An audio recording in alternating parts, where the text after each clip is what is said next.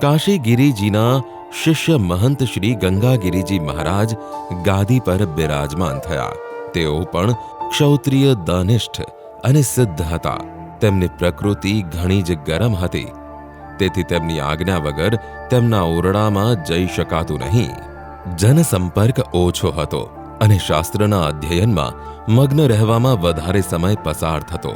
એકાંતમાં રહેવાની ટેવ હોવાથી કોઈ પૂછે એટલો જ જવાબ આપતા, બાકી મૌન દશામાં રહેતા. એક દિવસ ખેતરમાં ઊભો પાક તૈયાર થયેલો હતો અને એકાએક તીડોના ટોળા ચડી આવ્યા.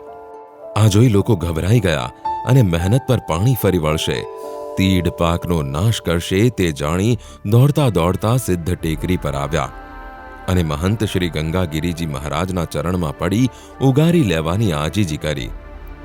કહે, બાપુજી, આકાશ તરફ તો જુઓ, સૂરજને ઢાંકી દઈ તીડોના ટોળા કેવા ઉમટ્યા છે. મહંત શ્રી ચોગાનમાં આવ્યા અને જોયું તો ખરેખર ભર બપોરે જાણે અંધારું છવાયેલું હતું અને સૂરજના દર્શન થતા નહોતા, એટલા તીડો હતા. બાપજીએ કહ્યું, સારું, તમે જાઓ. બધા ગામ લોકો વિદાય થયા. પછી મહાત્મા બાપજીએ ઓઢેલો આંચળો હાથમાં લઈ ચારે દિશામાં ઘુમાવવા લાગ્યા. ધીમે ધીમે તીડોના ટોળા વિરુદ્ધ દિશામાં ઉતરી ગયા અને ગામના પાકને નુકસાન થયું નહીં. બધાએ બાપજીના જય જયકાર બોલાવ્યા. આવા પરોપકારી કલ્યાણકારી સંતના ચરણમાં લાખ લાખ વંદન હજો. મહંત શ્રી ગંગાગીરીજીના દર્શન કરવા માટે લોકોની ભીડ રહેતી. આશ્રમની જગામાં આવનાર ભક્તોને ઉતરવા માટેની સગવડ બરાબર ન હોવાથી ગામ લોકોને વાત કરી. ગામ લોકોમાંથી કોઈ શ્રદ્ધાળુજનોએ પોતાની શક્તિ પ્રમાણે આર્થિક સહાય મૂકી. આ સહાય સગવડ કરવા માટે ઓછી હતી, તેથી વધારે સહાય થાય તો કામ થઈ શકે. તેમાં કોઈ ભાઈ બોલ્યા કે બાપજી, તમારે વળી સહાયની શી જરૂર છે? તમે તો તમારી સિદ્ધિથી સગવડ કરી આપો, પૈસા તમારે શું કરવા છે?